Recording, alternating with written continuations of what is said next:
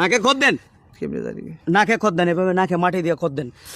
এনেন, ধরেন ধরেন, আপনি আপনার গালে জুতা দিয়ে বাড়ি দেন, বলেন আমি জাতির কাছে ক্ষমা চাই, জুতা দিয়ে বাড়ি দেন মিয়া। সত্যি কথা বলবেন, জীবনে কোনো মেয়ের সাথে রিলেশন করছো? আপনি কি জানেন ওই সময় গরুর মতো সুরের মতো লাগতো, আর এখন কত সুন্দর লাগে জানেন আপনি? ভাই, জানি ভাই, এদের মানুষ বিশ্বাস করতে পারে না যে তার মাধ্যমে এই কাজ ভাই, আমার মাধ্যমে ভাই অনেক ক্ষতি হয়েছে ভাই, বিষয়টা বুঝতে পারছি ভাই। কি আমার মাধ্যমে অনেক ক্ষতি হয়েছে ভাই, বিষয়টা আমি বুঝতে পারছি ভাই। এখন আপনি মনে রাখতে হবে, আজকে রাত্রে যদি আমি ওমর ফারুক আল আজমিকে যদি গ্রেফতার করা হয়, নবীর জন্য যদি আমার জীবন চলে যায়, তাহলে আমি মনে করি এর চাইতে আমার জীবনের বড় মাহফিল কোনোদিন আমার জীবনে হতে পারে না। কথা বলেন ঠিক কিনা? কথাটা ঠিকই বলছিলেন। আমরা সবাই তো আপনার কথাগুলো দিন এবং দিনের এলেমের কথাগুলো আমরা সবাই শুনতাম, কিন্তু এখন বর্তমানে আপনি আপনার ভাইরাল হওয়ার জন্য আপনি যে কতটুকু নিচে নেমে পথে ঘাটে অপদস্থ হচ্ছেন, দৌড়ানি খাচ্ছেন, আপনার চুল কাটার জন্য চুল নিয়ে পাড়াপাড়ি করতেছে, মানুষ আপনাকে অপমান করতেছে, আপনাকে জুতাপিটা করতেছে, এগুলো তো কথা ঠিক না, এগুলো তো ঠিক ছিল না, এগুলো তো হওয়ার কথা ছিল না। কিন্তু আপনি কেন এটা করলেন? এটা করে এখন আপনার মান সম্মান সব কিছু শুধুমাত্র একমাত্র ভাইরাল হওয়ার জন্য, ভাইরাল হওয়ার জন্য আজকে আপনার মান সম্মান সব ধুলোয় মাটি মিশে গেছে। আপনার একটু ভাবা উচিত ছিল যে আমি ভাইরাল হব, ঠিক আছে, কিন্তু আমি যে একজন আলেম, আমি কিভাবে আমার এই আলেমের জায়গাটা আগের মতো পৌঁছাবো? যেই মানুষ আপনার পিছনে নামাজ পড়তো, আপনার বক্তব্য শুনতো, হাজার হাজার মানুষ আপনার বক্তব্য শুনতো এবং দিনের কাজ করতো, দিনের কাজে উৎসাহ দিয়েছেন আপনি, সেই জনতা, সেই জনগণ আপনাকে এখন গালাগালি করতেছে, আপনাকে নানান রকম কমেন্ট করতেছে এবং মিডিয়ার মানুষজন এসে আপনাকে নানানভাবে অপমান করতেছে। আপনি নিজের পায়ে নিজে কুড়ুল মারছেন, নিজের মান সম্মান নিজে নষ্ট করছেন একমাত্র ভাইরাল হওয়ার নেশায়। এটা ছাড়া তো আর কিছুই না। ভাইরাল হওয়া, বর্তমানে ভাইরাল হওয়া তো, আপনি এই ধরনের কাজগুলো করে ভাইরাল হওয়ার কি দরকার ছিল? আপনি তো এমনিতেই বয়স মাত্র 24, আপনার বয়স কম, আপনি এমনিতেই ভাইরাল হতেন এবং আল্লাহ পাকে আপনাকে দিনের কাজে অবশ্যই সহযোগিতা করতেন, দুনিয়া এবং আখেরাত দুইটাই আপনি পাইতেন।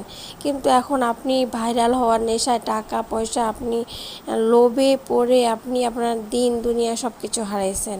এটা আপনার জন্য আসলে অনেক অনেক দুঃখজনক। আপনি যদি বুঝতে পারেন, আল্লাহ যদি আপনাকে হেদায়েত করে তাহলে ভালো। এই যে আপনার চুল নিয়ে টানাটানি করে পেজের সামনে আপনি এভাবে অপমানিত হইলেন, এখন আবার চুল টুল কেটে ফেললেন, কেটে সবার সামনে আপনি উপস্থিত হলেন যে আপনি আপনার ভুল বুঝতে পারছেন, আপনার সহযোগিতা, যে আপনাকে সহযোগিতা করছে তাকেও আপনি সাথে নিলেন এবং বললেন যে তার কারণে সে এক সময় আলেম থেকে ভাইরাল হয়েছে, এখন আপনিও ভাইরাল হওয়ার নেশা আপনি করছেন। তো সে তো একটা ছোট বাচ্চা ছেলে, মাত্র হাফেজ পাস করছে, আপনি তো একজন আলিম, আপনার এগুলো আগেই বোঝা উচিত ছিল। এখন জনগণের সামনে আপনি যতই মাথায় করেন, কিন্তু আসলে আপনার মান সম্মান আপনার পায়ে নিচে পড়ে গেছে, কেউ আপনাকে মাথায় তুলবে না, তুললেও আসলে মানুষ হাসি ঠাট্টাই করবে আপনাকে নিয়ে আজীবন। দর্শক, উনি ওনার ভুল বুঝতে পারছে এবং চুল কেটে এখন বর্তমানে উনি টুপি টুপি লাগিয়ে এখন পেজের সামনে আসলো। শুনুন উনি কি বলতে চাচ্ছে। যে লোক মানুষের সামনে ইমামতি, খেতাবত এবং দাঈল আল্লাহর ভূমিকা পালন করছে, সেই লোক এত জঘন্যতম কাজে ভাই আসতে পারে না ভাই। ভাইরাল এবং ভাইরালের অপর নাম ভাই ভাইরাস।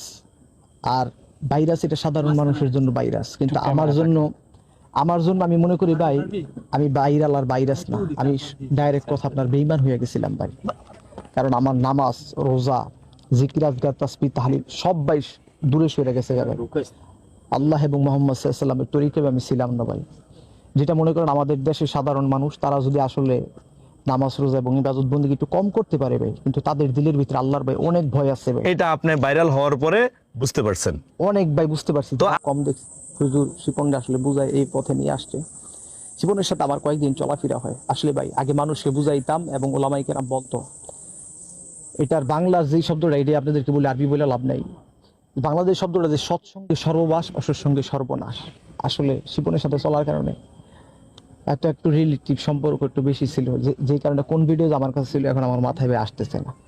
তো শিপন আসলে আমি মনে করি তার সাথে আমার সাথে এখন আর কোন সম্পর্ক থাকলেও এটা ইমানি সম্পর্ক থাকবে, কারণ আমি ভাই বুঝতে পারছি আমার ভুল। ধরেন শিপন একজন হাফেজ, একটা ছোট মানুষ, তার জ্ঞানের পরিধিও ছোট।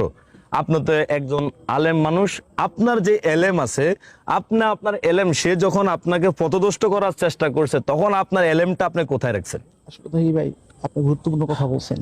আসলে মানসিকভাবে নাকি ব্যক্তিগতভাবে আমি প্রায় বছরখানিক যাবত একটু আর কি ছিলাম, পেরেশানিতে ছিলাম। এটা আমার ব্যক্তিগত কিছু কারণে, যে কারণে আমার আসলে কমন সেন্স অনেকটা হারায় গেছিল ভাই, যে কারণে আসলে আমি বুঝতে পারি না ভাই।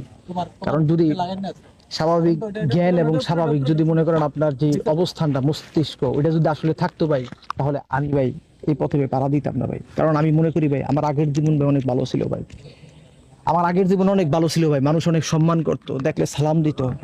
এখন তো ভাই এখন কি এই যে হাজার হাজার মিডিয়া, আপনি যখন উদ্বাস্তু সাজলেন তখন হাজার হাজার মিডিয়া দেখলেন, এখন আমার ভালো হচ্ছেন, হাজার হাজার মিডিয়া আপনার হাজার হাজার ভিডিওটা কি আপনার সোশ্যাল মিডিয়ায় অশ্লীলতা, বেহায়াপনা, নোংরামির শেষ ভিডিও, নাকি আমরা আপনাদের আরো অনেক ভিডিও সামনে দেখতে পাবো? ভাই আশা করি আজকেই শেষ, আমি আর কোনো দিন মিডিয়ার ক্যামেরার সামনে কখনো আসবো না ভাই। কারণ আমার মাধ্যমে এদেশে ইসলামের অনেক ক্ষুণ্ণ হিসেবে আমার ব্যক্তিগত কারণে ভাই, আমার ব্যক্তিগত কারণে, কারণ মানুষ অনেক মন্তব্য করছে। তো দর্শক, আপনারা এতক্ষণে বুঝে গেছেন পুরো ব্যাপারটা। শিপন নামের এই ছোট ছেলেটার সাথে করে ওই আলেমটা একটা পরিকল্পনা করছে। এটা পুরোপুরি একটা চক্রান্ত, মানুষকে মুরগি বানানো হয়েছে। মানুষকে মুরগি বানিয়ে উনি নিজে ভাইরাল হয়েছে। শিপন তো আগেই ভাইরাল হয়েছে, ওরা ভাইরাল হওয়ার নেশাই এই মূলত এই কাজটা করছে। ওদের মতো নিকৃষ্ট লোকের কারণে আসলে বর্তমানে এখন হাজার হাজার আলেমরা বকাঝকা শুনতেছে এবং আলেমদের অবস্থান কত খারাপের দিকে। শেষ জমানা চলে আসছে, শেষ জমানা চলে না আসলে এই ধরনের কাজ হতো না। আমরা ছোটোখাটো মানুষ, যখন আমরা কিছু জানি না, দিনের কথা বুঝি না, তারা কি শিখবে এই ধরনের আলেমের কাছ থেকে? আল্লাহ তাদেরকে সঠিকভাবে হেদায়েত করুক। তারা যদি সঠিকভাবে হেদায়েত হয়ে থাকে, আল্লাহ পাক তাদের কবুল করুক। আমরা জনগণ তাদের জন্য এই দোয়াই করব, তারা যেন ভাইরাল হওয়ার জন্য আর কোনো নষ্টামি না করে এবং মানুষকে খারাপ পথভ্রষ্ট না করে।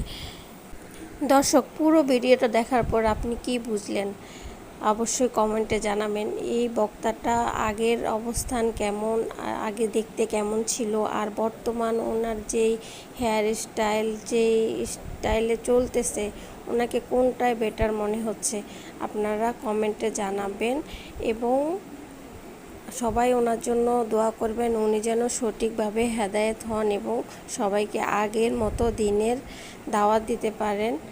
আল্লাহ যেন সবাইকে কবুল করেন। এত সময় আমার সাথে থাকার জন্য অসংখ্য ধন্যবাদ। আল্লাহ হাফেজ।